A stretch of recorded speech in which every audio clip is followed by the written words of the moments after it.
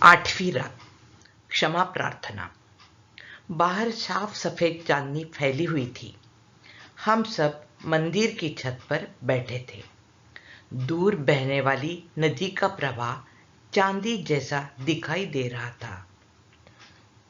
नदी कभी आराम नहीं करती, वह निरंतर बहती रहती है। उसकी कर्ममयी प्रार्थना 24 घंटे शुरू रहती है। कर्म करते हुए वह कभी गीत गुनगुनाती है, कभी हंसती है, कभी खेलती है, कभी गंभीर होती है तो कभी गुस्से से लाल हो जाती है। नदी यानी एक सुंदर व गंभीर गूढ़ रहस्य। श्याम उस नदी की ओर देखता खड़ा था। प्रकृति की सुंदरता शाम को विभोर कर देती। कभी सुरम्य सूर्यास्त देखकर मानो उसकी समाधि लग जाती, तो कभी ये पंक्तियां उसके मुंह से निकलते। खुद छिपकर तुम जादूगरी करते हो, रचते हो रंग लीला, प्रभु तुम महान चित्रकार हो। जितना भी देखूं मन अगाता नहीं है, शत भावनाओं से हृदय उमड़ता है। आज भी क्या, वह ऐसी ही समाधि में लीन था।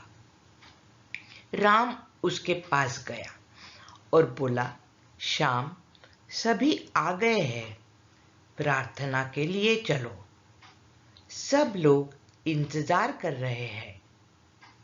अरे मैं तो बस प्रकृति का यह सौंदर्य देख रहा था, कहते हुए श्याम अपने लिए नियत जगह पर जाकर बैठ गया। प्रार्थना के बाद कहानी की शुरुआत हुई। मित्रों, संस्कृति हर बात में समाई हुई है। हर जाति की अपनी एक खास संस्कृति होती है। सबको मिलाकर राष्ट्रीय संस्कृति बनती है। हर रीति रिवाज में संस्कृति की सुगंध भरी है, उसे पहचानना होगा।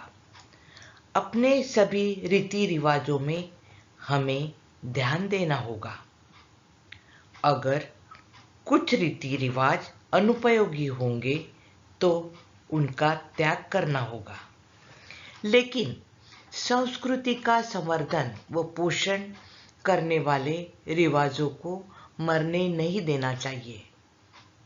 हमारे देश का, हमारे समाज का हर आचार एक तरह की सीख होती है। हमारे घर में एक चलन था, हर रोज दोपहर के खाने के समय हर एक को एक श्लोक कहना होता था। खाना खाने से पहले श्लोक नहीं कहा तो पिताजी गुस्सा करते। पिताजी हमें सुंदर सुंदर श्लोक भी सिखाते थे। मोरोपंत एवं वामन पंडित के सुंदर श्लोक और कविताएं वे हमें सिखाते। साथ ही अन्य जैसे भूपाली श्लोक भी सिखाया करते थे। तड़के ही पिताजी आकर हमें जगाते, हमारे बिस्तर पर बैठकर हमें भूपाली सिखाते। बचपन में हमारे पास कंबल नहीं थे। गुदड़ी, पासोड़ी या माँ की चौगड़ी ही हमारा ओढ़ना बिछाना होता था। हम बिस्तर में ही गुदड़ी ओढ़कर बैठते। पिताजी हमें गणपति, गंगा आदि की भूपाली सिखाते। कानी कुंडलाची प्रभा, चंद्र सूर्य जैसे नभा। अर्थ कानों में कुंडलों की प्रभा जैसे चंद्र सूर्य नभ में। आज भी मुझे ये पंक्तियां बहुत अच्छी लगती है। वक्रतुंड महाकाय, शांताकारं, वसुदेव सुतं देवं, कृष्णाय वासुदेवाय आदि संस्कृत श्लोक तथा गंगे यमुने च गोदावरी, कृष्णानुजा सुभद्रा, कुमकुम पंडित जनके, देवी म्हणे अनार्या, ये रथावटी झणी यदुराया असा येता देखे मारावे मजला, अंग वक्र अधरी धरी पावा, आदि आर्या और दूसरे श्लोक वह हमें सिखाते। बचपन में ये सभी श्लोक हमें अच्छी तरह याद थे। हर रोज वह कोई नया श्लोक सिखाते। वे हमसे केवल याद ही नहीं करवाते थे, बल्कि हर श्लोक का अर्थ भी हमें बताते थे। बीच में ही वह पूछते, सौमित्र यानी कौन? हम अगर बता नहीं पाते तो वे बार बार पूछते, लक्ष्मण की माँ कौन? हम बताते, सुमित्रा। फिर पूछते, तो फिर सौमित्र कौन हुआ? हम अंदाजे से बोलते, लक्ष्मण। भले, शाबाश कहकर वे हमारी पीठ थपथपाते। सौमित्र का महत्व बताने के बाद वह हमें राधेय कौन, सौभद्र कौन आदि प्रश्न पूछते। शिक्षा विज्ञान के अनुसार ही मानो वे हमें पढ़ाते। पिताजी से इस तरह पढ़ने के कारण कई संस्कृत शब्दों का अर्थ हमारी समझ में आने लगा था। पिताजी तड़के पढ़ाते और शाम के समय माँ पढ़ाती। दिव्या दिव्या दीपत्कार, कानी कुंडल मोतीहार, दिवा देखून नमस्कार, या फिर तिळाचे तेल कापसाची वात, दिवा तेवे मध्यनरात, दिवा तेथे देवापाशी, माझा नमस्कार सर्व देवांच्या पायापाशी वगैरह माँ सिखा या करती। हमें भी याद करने का चस्का लग गया था। दोपहर के खाने के समय अगर हम पिताजी का न सिखाया हुआ और हमने खुद याद किया हुआ श्लोक सुनाते तो पिताजी से हमें शाबाशी मिलती। इससे हमें प्रोत्साहन मिलता। गांव में किसी के यहाँ शादी जनेऊ का खाना होता तो वहां भी बच्चे श्लोक गाया करते। जो बच्चा अच्छा श्लोक पठन करता, लोग उसकी प्रशंसा करते। इस प्रकार घर और बाहर श्लोक पठन के लिए प्रोत्साहन मिलता। खाना खाते समय सुंदर अच्छे विचारों वाले श्लोक सुनने को मिलते। एक तरह से ऋषि तर्पण ही होता था। गांव में कहीं भी भोज हो, हमारा आमंत्रण होता ही था। हमारे साथ पिताजी भी होते तो वे आंखों से या गर्दन हिलाकर हमें श्लोक कहने का इशारा करते। उनसे संकेत मिलते ही हम तुरंत श्लोक कहने लगते। घर लौटने के बाद पिताजी गुस्सा करेंगे, यह डर होता था। मैं कई अच्छे श्लोक जानता था, लेकिन लोगों के बीच शर्माता था। मेरी आवाज भी कुछ खास नहीं थी। मुझ में सभा में बोलने का साहस भी नहीं था। बचपन में ही मैं समाज और समाज की टीका टिप्पणी से डरता था। मैं शर्मिला पंछी हूँ। अभी भी मुझे लोगों के सामने बोलने की आदत नहीं। मैं तुरंत सिटपिटा जाता हूँ। श्लोक कहते हुए अगर कोई हंसे या कुछ कहे तो मुझे बुरा लगता था, लेकिन पिताजी साथ होते तब तो कहना ही पड़ता ही, न कह ही नहीं सकते थे। उस दिन गंगू ओक के घर पूजा थी।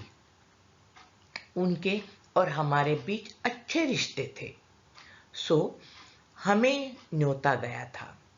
मेरे पिताजी किसी दूसरे गांव गए थे। औरों के घर खाना खाने जाने में मुझे हमेशा से शर्म आती रही, लेकिन किसी न किसी को जाना तो था ही। वहां हाजिरी नहीं लगती तो उससे घमंडीपन झलकता, उद्धटता प्रकट होती। उससे लगता कि आमंत्रण भेजने वाले का मन दुखाया जा रहा है। पिताजी घर में नहीं थे, इसलिए वहां जाने की जिम्मेदारी मुझ पर आई। दोपहर में बुलावा आया। थोड़ी देर बाद मैं खाना खाने गया। वहां रंगोलियां सजी थी। अंदर केले के पत्ते थे। मैं एक केले के पत्ते के आगे बैठा। अगरबत्तियों से वातावरण सुगंधित हो गया था। गर्मी का मौसम था, इसलिए पानी के बड़े हंडे को बाहर से गीले कपड़े लपेटे हुए थे, पानी में खस डाला था। सभी आमंत्रितों को घर से कौन आया, कौन नहीं आया, क्यों नहीं आया आदि पूछताछ हुई। जिनका आना तय था लेकिन जो तब तक पहुंचे नहीं थे, उन्हें बुलाने बच्चों को भेजा गया। सब लोग आए तो प्रेक्षण हुआ। हर हर महादेव की पुकार के साथ सब खाने के लिए बैठ गए। मैं चुपचाप खाना खा रहा था। श्लोक कहने की शुरुआत हुई। बच्चे एक के बाद एक श्लोक गाने लगे। किसी बच्चे की तारीफ हो रही थी, औरतें परोस रही थी। किसी औरत का बच्चा खाना खाने बैठा होता तो वह अपने बच्चे से पूछती, श्लोक गाया? गाओ पहले। उस वक्त श्लोक कहना सदाचार और गर्व करने योग्य माना जाता था। श्याम, श्लोक गाओ ना, तुम्हें कितने अच्छे श्लोक आते हैं। वह चैतन्य सुमन या फिर डिडिन डिसमिन गाओ। लोग मुझसे आग्रह करने लगे। मुझे शर्म आ रही थी, कहने का साहस नहीं हो रहा था। शर्मिले हो तुम, औरत की तरह, पड़ोस वाले गोविंद भट्ट ने कहा। मैं सब सुनता रहा। दक्षिणा में मिले 1.5 पैसे को कढ़ी में डालकर मैं उसे चमका रहा था। औरों की तरफ मैंने ध्यान नहीं दिया। एक बच्चा सबका खाना खत्म होने से पहले ही अपनी थाली से उठा। सब उस पर नाराज हुए, उसे बुरा भला कहने लगे। इस प्रकार बीच में ही उठना पंगत का अपमान माना जाता है। खाना हुआ, सभी लोग उठे। मैं सुपारी आदि नहीं खाता था। सुपारी खाने पर पिताजी बहुत गुस्सा करते थे। छात्रों को सुपारी पान आदि नहीं खाना चाहिए, ऐसा माना जाता था। मैं घर आया। शनिवार होने के कारण दोपहर में स्कूल नहीं था। माँ ने पूछा, खाने में क्या था रे? कौन सी सब्जियां थी? सब बताया। माँ ने पूछा, श्लोक गाया ना? अब क्या कहा जाए? एक झूठ कहो तो उसे छिपाने के लिए 10 झूठ बोलने पड़ते हैं। एक गलत कदम उठाओ तो उसे ठीक करने के लिए 10 और कदम उठाने पड़ते हैं। पाप ही पाप को बढ़ाता है, उसे मजबूत करता है। मैंने माँ से झूठ ही कहा, श्लोक गाया। माँ ने आगे पूछा, कौन सा गाया? लोगों को पसंद आया? मैंने फिर झूठ कहा। नेत्री दोन सिरे प्रकाश पसरे, श्लोक मैंने गाया। लोगों को वह बहुत पसंद आया। मेरे पिताजी को यह श्लोक बहुत पसंद था और वह है भी अच्छा। मैं पूरा गाकर सुनाता हूँ।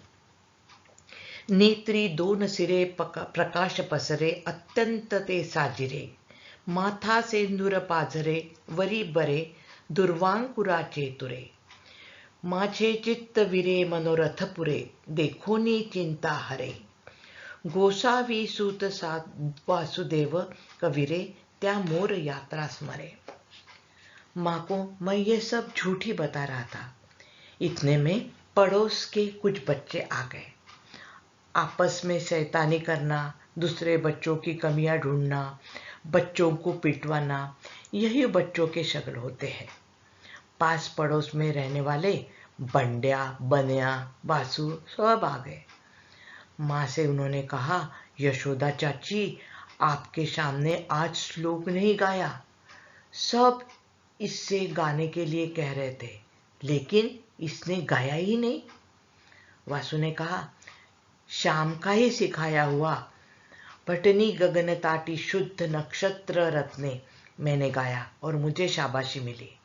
गोविंदा ने कहा, असा येता देखे रथ निकट तो श्याम लहरी, श्लोक मैंने सुनाया और नरसू अण्णा ने मुझे शाबाशी दी। माँ ने मुझसे कहा, श्याम, तुमने मुझसे झूठ कहा, धोखा दिया तुमने मुझे। तुमने कहा कि तुमने श्लोक सुनाया। वासु ने पूछा, श्याम, कब सुनाया तुमने श्लोक? बन्या ने कहा, अरे इसने मन ही मन कहा होगा, हमें कैसा सुनाई देता। बंड्या ने कहा, लेकिन भगवान ने तो सुना होगा। मेरा मजाक उड़ाते हुए बच्चे वहां से निकल गए। असल में बच्चे गांव के न्यायाधीश ही होते हैं, किसी को कुछ छिपाने नहीं देते। गांव के सब राज चौक में खोलने वाले अखबार होते हैं बच्चे। माँ मुझसे बोली, श्याम, तुमने श्लोक नहीं सुनाया। यह एक गलती हुई, और झूठ कहा, यह भयंकर गलती हुई। भगवान के पैर पकड़ो और कहो कि फिर कभी झूठ नहीं बोलूंगा। मैं बिना कुछ बोले वहीं खड़ा था। माँ फिर से बोली, जाओ भगवान के पैर छुओ, वरना तुम्हारे पिताजी जब घर आएंगे तो मैं उन्हें बताऊंगी। फिर तो पिटाई होगी, उनका गुस्सा भी झेलना पड़ेगा। मैं जहां खड़ा था वहीं खड़ा रहा, हिला नहीं। मुझे लगा माँ पिताजी से नहीं कहेगी, वह भूल जाएगी, कल उसका गुस्सा ठंडा हो जाएगा। माँ ने कहा, नहीं सुनते हो? ठीक है, मैं अब तुमसे बात ही नहीं करूंगी। पिताजी दूसरे गांव से रात में ही लौटे थे। रोज की तरह तड़के वे मुझे जगाने आए। उन्होंने भूपालिया बताई, हमने गाई। फिर पिताजी ने मुझसे पूछा, श्याम, कल कौन सा श्लोक गाया? माँ दही मथ रही थी। दीवार पर उसकी छाया नाच रही थी। तब खड़े रहकर छाछ मथनी पड़ती थी। बड़ा डेरा था, मथनी भी बड़ी थी। छाछ बनाना अचानक रोककर माँ ने कहा, कल शाम ने श्लोक नहीं सुनाया, और आकर मुझसे झूठ कहा कि सुनाया। पड़ोस वाले बच्चों ने हकीकत सुनाई। मैं उससे कह रही थी कि भगवान के पैर छूकर कहा कि फिर झूठ नहीं बोलूंगा, लेकिन कई बार कहने पर भी इसने मेरी बात मानी नहीं। पिताजी ने सुना और गुस्से से बोले, क्या यह सच है? उठो, उठते हो कि नहीं? उस दीवार के पास खड़े हो, बताओ, कल श्लोक सुनाया या नहीं? पिताजी का गुस्सा देखकर मैं डर गया। रोते हुए बोला, नहीं सुनाया। फिर झूठ क्यों बोले? 1000 बार तुमसे कहा कि झूठ नहीं बोलना चाहिए। पिताजी का गुस्सा और आवाज ऊंचे चढ़ रहे थे। मैंने थर थर कांपते हुए कहा, अब फिर कभी झूठ नहीं बोलूंगा। और मैं कह रही थी कि भगवान के पैर छुओ तो तुमने मेरी बात नहीं मानी। माता पिता की बातें मानते हैं, यह पता नहीं क्या? बहुत मगरूर होते जा रहे हो। लगा पिताजी अब उठकर पीट देंगे। मैं माँ के पास गया और उनके पैरों पर सिर टिका दिया। मेरे गर्म आंसू उसके पैरों पर पड़े। मैंने कहा, माँ, मुझसे गलती हुई, मुझे माफ कर दो। माँ से बोला नहीं जा रहा था, वह अवाक रह गई। वात्सल्य की मूर्ति थी मेरी माँ। मिट्टी के ढेले की तरह मैं बिखर गया। यह देखकर उसे बुरा लगा। हालांकि अपनी भावनाओं पर काबू कर उसने कहा, भगवान के पैर छुओ, उनसे प्रार्थना करो कि फिर कभी झूठ बोलने वाली दुर्बुद्धि न दे। मैं जाकर भगवान के पास खड़ा रहा, जमीन पर लेटकर साष्टांग दंडवत किया। फिर मैं दीवार के पास जाकर खड़ा रहा। पिताजी का गुस्सा अब तक ठंडा पड़ चुका था। यहाँ आओ, उन्होंने मुझसे कहा। मैं उनके पास गया। उन्होंने मुझे अपने पास बिठा लिया, मेरी पीठ पर हाथ फेरा। जाओ, पाठशाला जाना है ना? मैंने कहा, आज रविवार है, छुट्टी का दिन। पिताजी ने कहा, फिर चाहो तो थोड़ी देर और सो, या मेरे साथ खेत पर चलोगे? पत्तल बनाने के लिए पत्ते भी ले आएंगे। मैंने हामी भरी। पिताजी बड़े तेज दिमाग वाले थे। उन्होंने पूरा वातावरण ही बदल दिया। गुस्से के बादल छट गए, प्रेम की रोशनी फैली, मानो कुछ हुआ ही नहीं था। हम पिता पुत्र खेत गए। माँ साक्षात ममता थी, लेकिन समय पड़ने पर वह कठोर हुआ करती थी। उसकी कठोरता में ही सच्चा प्रेम था, असली ममता थी। कभी कठोर प्रेम से तो कभी मिठास भरे प्रेम से माँ श्याम तथा अन्य सभी भाई बहनों के साथ पेश आती। कभी प्रेम से थपकाती तो कभी गुस्से से चांटे देती। दोनों तरीके से अपनाकर वह हमें आकार दे रही थी, इस बेढप और आलसी गोले को रूप दे रही थी। ठंड और उष्मा दोनों के सहारे विकास होता है, दिन और रात दोनों के कारण विकास होता है, केवल प्रकाश से ही नाश होता है। इसलिए एक कविता में कहा गया है, कुरुनी माता अनुराग राग, विकासवी बाक मना विभाग, फुले तरुण सेवनी उष्ण शीत, जगिये असे हीच विकास रीत।